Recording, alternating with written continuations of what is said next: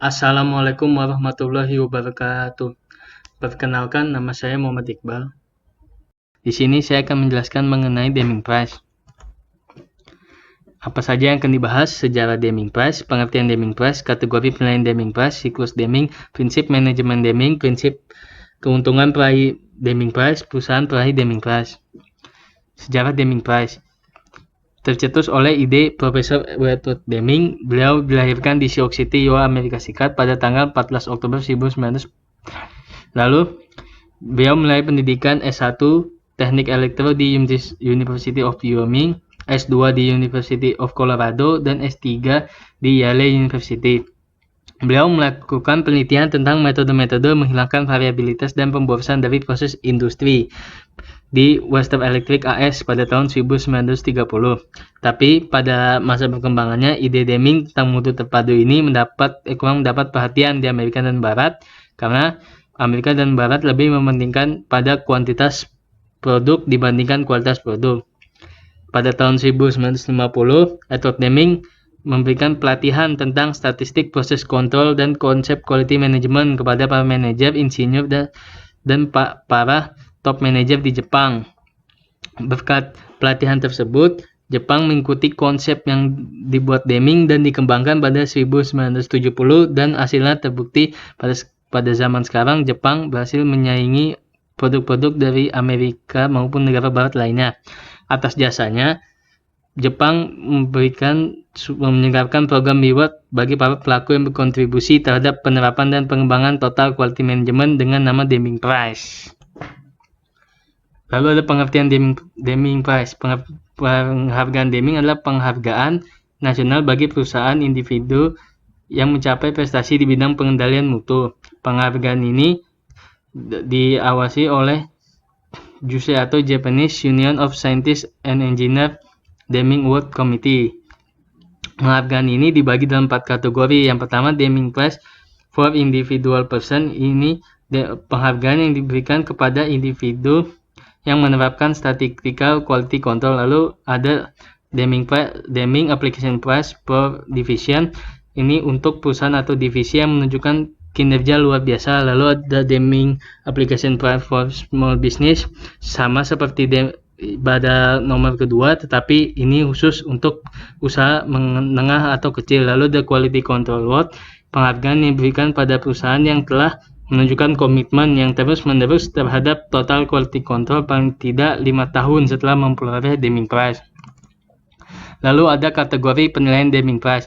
Adapun daftar penilaian yang digunakan pada Deming Application Prize ini adalah sebagai berikut. Yang pertama adalah kebijakan sasaran, yang contohnya adalah kebijakan mengenai manajemen, mutu dan kendali mutu, metode dalam menentukan kebijakan dan sasaran. Lalu ada organisasi dan operasinya, contohnya garis tanggung jawab yang jelas, kelayakan pendelegasian wewenang, kerjasama di antara divisi-divisi. Lalu ada pendidikan dan penyebarannya, contohnya rencana pendidikan dan pelaksanaan sebenarnya, kesadaran tentang mutu dan pengendalian. Lalu ada pengumpulan dan penyebaran informasi serta pemanfaatannya, contohnya penyebaran informasi di antara divisi-divisi, pengumpulan informasi dari luar. Lalu ada analisis, yang contohnya pemilihan masalah tema yang penting, kelayakan metode analitik, dan metode pemanfaatan metode statistik. Lalu ada standarisasi, contohnya sistem standar, metode penetapan, perbaikan, dan pembatalan standar, catatan sebenarnya tentang penetapan, perbaikan, dan pembatalan standar. Selanjutnya ada pengendalian, yang contohnya ada sistem pengendalian bagi mutu dan bidang-bidang yang berhubungan seperti biaya dan kuantitas, pemanfaatan metode statistik. Selanjutnya ada jaminan mutu, contohnya prosedur pengembangan produk baru, keselamatan dan pencegahan kelemahan produk. Selanjutnya ada pengaruh, yang contohnya mengukur pengaruh yang tampak seperti mutu, kemampuan pelayanan, tanggal penyerahan, biaya, laba, keselamatan, lingkungan, dan sebagainya. Dan yang terakhir ada rencana masa depan, yaitu meliputi pemahaman keadaan saat ini dan kenyataannya, dan kebijakan yang dipakai untuk mengatasi kekurangan. Lalu ada siklus Deming. Siklus Deming ini dikembangkan untuk menghubungkan produksi suatu produk dengan kebutuhan pelanggan dengan fokuskan sumber daya semua departemen dalam suatu usaha kerjasama untuk memenuhi kebutuhan tersebut. Nah, di dalam siklus Deming ini terdapat tahap-tahap, yaitu mengadakan riset konsumen dan menggunakannya dalam produk atau plan. Yang B ada menghasilkan produk atau do. Yang C ada memeriksa produk apakah telah dihasilkan sesuai rencana, yaitu check. Lalu memasarkan produk tersebut, itu X. Setelah dipasarkan, kita analisis bagaimana produk tersebut diterima di pasar dalam hal kualitas, biaya, dan kriteria lainnya atau analis. Dan selanjutnya ada prinsip manajemen Deming.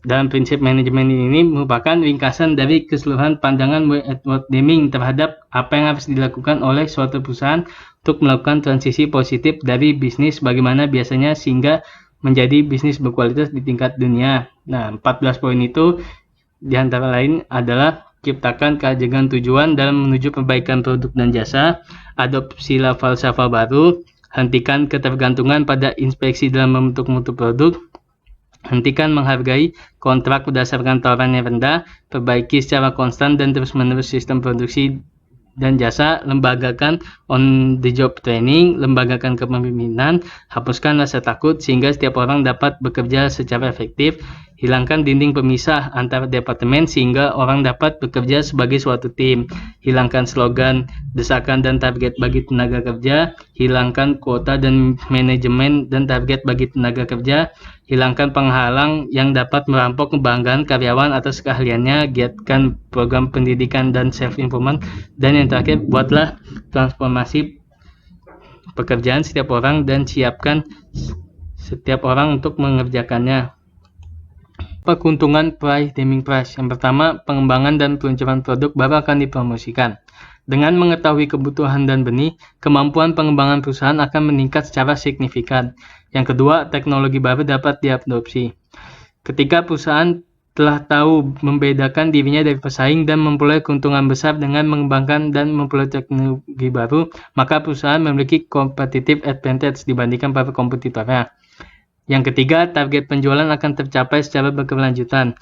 Dengan kapabilitas pengembangan produk baru yang disempurnakan, perusahaan akan memiliki gagasan pasti tentang produk apa yang akan diluncurkan di masa depan, dan rencana penjualan jangka panjang akan tercapai. Yang keempat, mampu beroperasi sesuai kebijakan manajemen dan memenuhi target. Untuk merealisasikan target manajerial, setiap fungsi seperti manajemen penjualan, jaminan kualitas, manajemen biaya, manajemen produksi, dan manajemen tanggal pengiriman perlu dibuatkan target.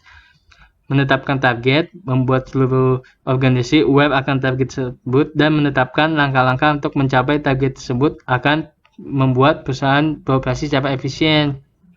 Lalu yang kelima, fungsional organisasi akan meningkat. Sebagai hasil pengembangan produk baru dan teknologi baru, struktur untuk mengembangkannya akan diperkaya dan diperkuat dengan pengetahuan baru. Struktur dan sistem manajemen yang sangat baik akan disusun. Secara berbarengan, perusahaan akan memastikan pengembangan produk baru, memastikan kualitas, mengelola biaya, mengelola produksi, mengelola tanggal pengiriman, mengelola penjualan, mengelola keselamatan, lingkungan, pendidikan, dan pelatihan dan informasi. Sistem seperti itu akan menjadi bagian dari perusahaan dalam proses penjurian Deming Price. Nah, di bawah ini adalah contoh-contoh perusahaan pemenang Deming Price dari tahun 1951, yaitu ada Fuji Iron dan Steel Co., ada Showa Denko, Tanabe Seiyaku, dan Yawata Iron and Steel Co. Dan lanjut hingga pada tahun 2019 yang terbaru ada LG Equipment. Sekian presentasi dari saya, kurang lebihnya mohon maaf. Wassalamualaikum warahmatullahi wabarakatuh.